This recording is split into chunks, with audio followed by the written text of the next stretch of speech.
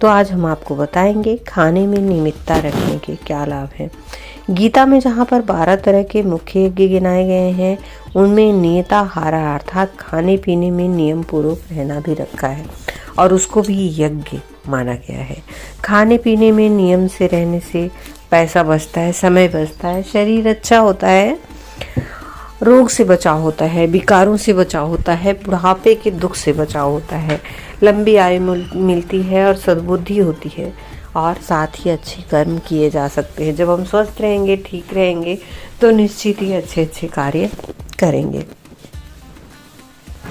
मिताहार माने स्वल्प खाना नहीं है, यह तो साधारण अर्थ है।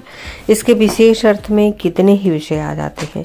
मिताहार मतलब थोड़ा खाना, मिताहार माने हल्की खुराक लेना, मिताहार माने सत्तो गुड़ी मिताहार पदार्थों का सेवन करना, मिताहार माने अपनी परिश्रम से मिला हुआ खाना खाना, मिताहार माने धर्म निष्ठा की कमाई खाना, मिताहार माने अपने भाइयों का भाग देने के बाद उसे खाना, और मिताहार माने अपना कर्तव्य पालन करने पर उसके परिश्रम के उपहार के तौर पर जो खाया जाए वह। मिताहार मतलब जब सचमुच भूख लगे तब खाना। मिताहार मतलब अपनी जठराग्नि के अनुसार खाना। मिताहार माने वह खाना जो अपने अंतःकरण के विचार के विरुद्ध न हो। मिताहार माने भोजन खाना जो अपने शरीर के अनुकूल हो और मन बुद्धि को लाभ पहुँचाए।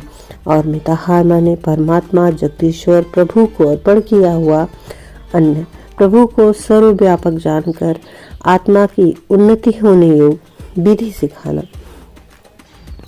यह तो देश काल के अनुसार, अपनी हैसियत के अनुसार तथा परमात्मा से प्राप्त वस्तु जो खाया पिया जाता है वह मिताहार कहलाता है।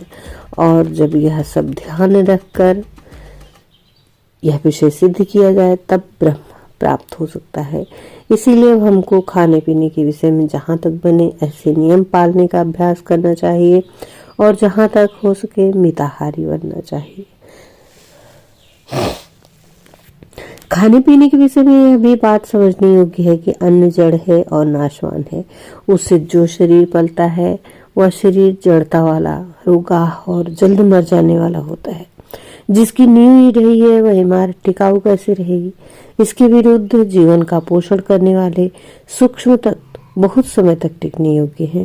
उनमें जल्दी विकार नहीं होता और वे दूसरे सूक्ष्म तत्वों को ग्रहण कर सकते हैं। जिस मनुष्य के शरीर में ऐसे सूक्ष्म तत्व अधिक होते हैं उसकी इंद्रियां उसके वश में होती हैं, उसका मन पवित्र होता है